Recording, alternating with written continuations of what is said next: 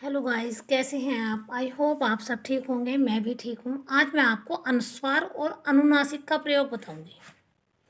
देखिए, अनुस्वार का जो चिन्ह होता है वो आपका ये होता है और अनुनासिक का जो होता है ये होता है।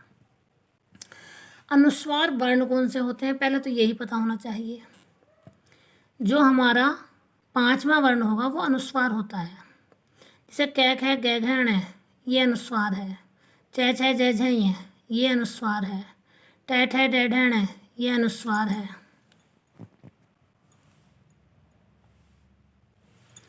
और त थ द ध न ये अनुस्वार है। त थ द ध न अनुस्वार है। जो रेड कलर से लिखे हुए हैं वो आपके अनुस्वार वर्ण है। प फ ब भ म ये अनुस्वार है। इस तरीके से जो अनुस्वार वर्ण होते हैं और जब वो बीच में आ जाते हैं उनका प्रयोग हम अनुस्वार चिन्ह में किस तरीके से करते हैं। ये कहाँ वो अनुस्वार चिन्ह होता है, जैसे कि हर व्यंजन में आप में ए लगा हुआ है, कै प्लस ए, तो ये आधा कै कक्कू, आधा कै का प्रयोग किया गया। ट प्लस ए आधा ट लट्टू।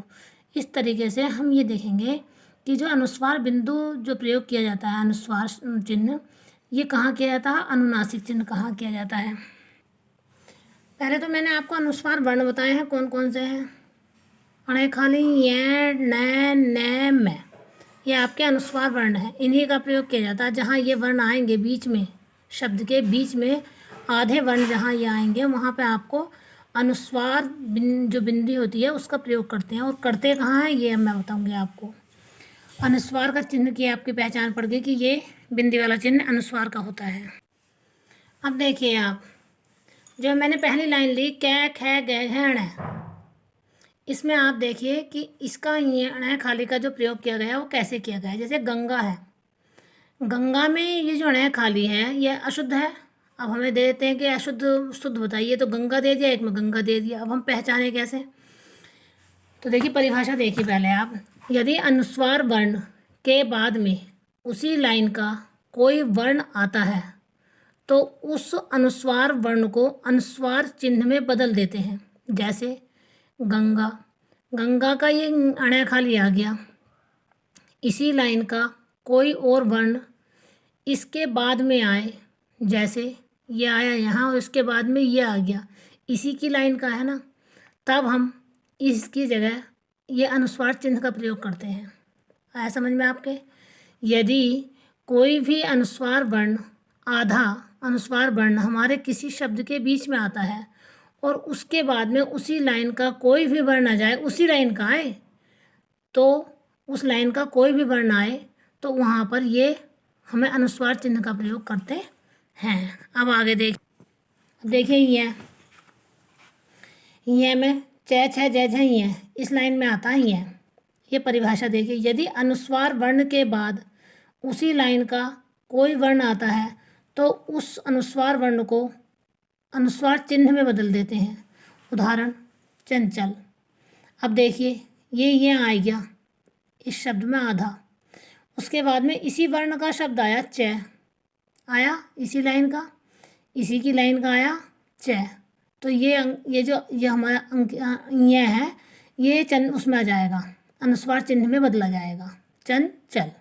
संजय, संजय लिखा हुआ ये आए भाई, ये है तो संजय, ये भी संजय, लेकिन शुद्ध कौन सा होगा, जब जय आ गया ना, इसी लाइन का आया जय, इसकी लाइन का है जय, और देखो तो ये इसका चिन्ह लग जाएगा संजय।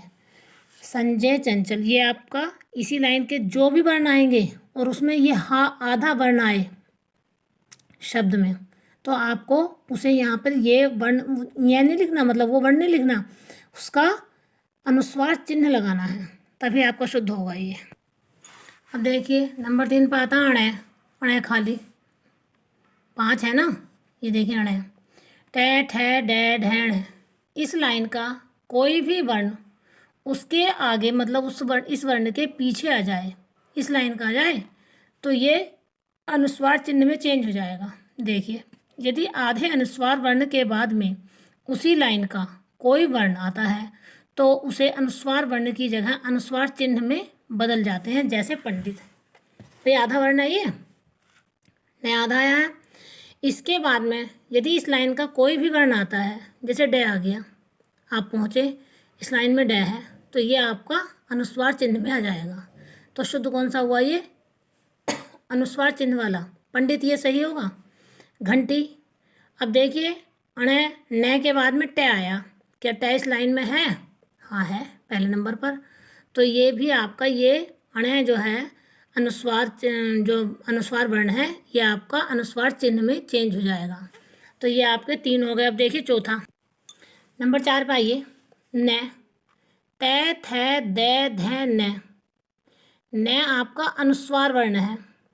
यदि शब्द के बीच में, कोई भी शब्द हो उसके बीच में आधे अनुस्वार वर्ण के बाद में उसी लाइन का कोई वर्ण आता है, तो उसके अनुसार अनुस्वार वर्ण की जगह अनुस्वार चिन्ह में बदल जाता है। जैसे आप देखें, दंत है, दंत अगर आप ये लिखते हैं तो ये अशुद्ध है। क्यों? क्योंकि इस अनुस्वार वर्ण के बाद में ये इस लाइन का आ गया तय, तो ये आपका दंत हो गया। इस चंदन में देखिए अनुस्वार वर्ण आया न, और न के बाद में दे आया, इस दे की लाइन, इस न की लाइन में दे आता है, तो ये चंदन शुद्ध है आपका। अब अंधकार पे आइए आप।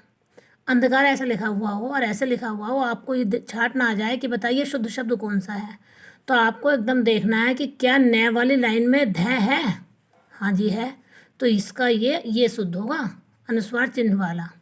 अब नंबर 5 पाइए आप। अब देखिए मैं का प्रयोग भी, पै फै बै भै मैं, इस लाइन में मैं आता है।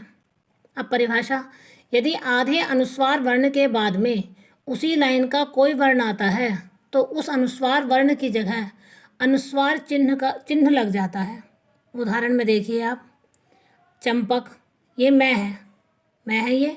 अब हमने देखा कि क्या ये सही है, ये सही है, तो इसमें क्या पहचान करनी है, हम सीधे पै पे गए। हम देखें मैं के बाद में क्या है, पै आया इस लाइन में, अरे हाँ भी इस लाइन में है, तो हमें आगे देखने की ज़रूरत ही नहीं है, हम तो सीधा अनुस्वार वर्ण लगा देंगे, अनुस्वार चिन्ह लगा देंगे। और यदि ये ना होता तो फिर हम इसे देख लेते, इसमें से कोई सा होता, इसके बाद देखना है, तो इनमें से कोई ना कोई होगा तो आप हम अंक की गिनती लगा देंगे, नहीं तो वो वर्ण वैसे ही रहेगा। ये खंबा है। अब देखिए हमने देखा बै आया है किस में, हाँ भी इस लाइन में है, तो इसका मतलब ये अशुद्ध शब्द है, ये खंबा शुद्ध है। अब आप कुछ प्रयोग देख लीजिए। अब हमें अनुस्वार का एक तो ये चिन्ह की पहचान होनी चाहिए, और जब हमें इस अनुस्वार के चिन्ह की पहचान होगी और 5 अनुस्वारों को पता होगा और उनका हमें प्रयोग करना आता होगा, तो अनुनासिक तो बाद में हम खुद ही लगा देंगे। यदि 2 वर्ण दे दिए जाएँ, उसमें बता दिया जाए कि अनुस्वार किस पर लगेगा, अनुनासिक किस पर लगेगा, यह शुद्ध कौन सा है, तो हम खुद ही पहचान लेंगे। देखिए अनुस्वार की पहचान तो मैंने आपको बता दी कि 5 अनुस्वार होते हैं। उन 5 की क्या पहचान होती है, उनके आगे उनके जो वो आधे वर्ण के बाद में जो वर्ण आए उस लाइन का, तो वो अनुस्वार होते हैं, वहाँ पे ये चिन्ह लगता है। अब देखिए फांसी में तो कोई आधा वर्ण है ही नहीं, तो हमें खुद ही पता चल गया ये अनुनासिक में आएगा, अनुनासिक चिन्ह लगेगा इस पर। अब आते हैं हम घंटा में हमने देखा अरे आधा न है, देख लेते हैं टे, तो हम पहुँचे टैट है डैड है न, देख लिया टैट है डैड है न, तो ये इसकी लाइन में आता है, तो हमने इसको एकदम चेंज किया, तो ये जो आधा न की जगह अनुस्वार चिन्ह लग जाएगा। ठीक है। संदेश दै, तो अरे दै देखो भाई न से बाद में आया है, तैथ है दैध है आ गया उसकी लाइन में, तो ये संदेश बिंदु बिंदु लगाएंगे। कांटा, तो इसमें तो आधा अक्षर है ही नहीं, तो इसमें हमें पता चले अनुनासिक वर्ण लगेगा। चांदनी में कोई आधा वर्ण नहीं है, चांदनी में अनुनासिक वर्ण लगेगा।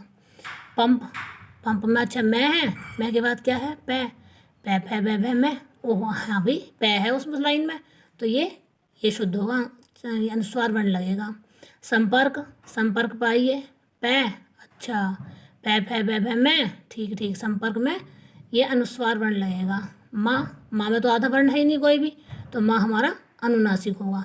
तो यदि आपको अनुस्वार वो 5 याद होंगे और उनकी आपको पहचान होगी कि किस तरीके से हम उसे यूज करेंगे, तो अनुनासिक भी पहचानने में आपको कभी कंफ्यूज नहीं होगा और उसको शुद्ध शब्द बनाने में भी कभी गलती नहीं होगी। यदि आपको मेरी वीडियो अच्छी लगी हो और कोई सहायता आपको मिल रही हो तो आप इसे सब्सक्राइब भी कर सकते हैं और शेयर भी कर सकते हैं। धन्यवाद मित्रों।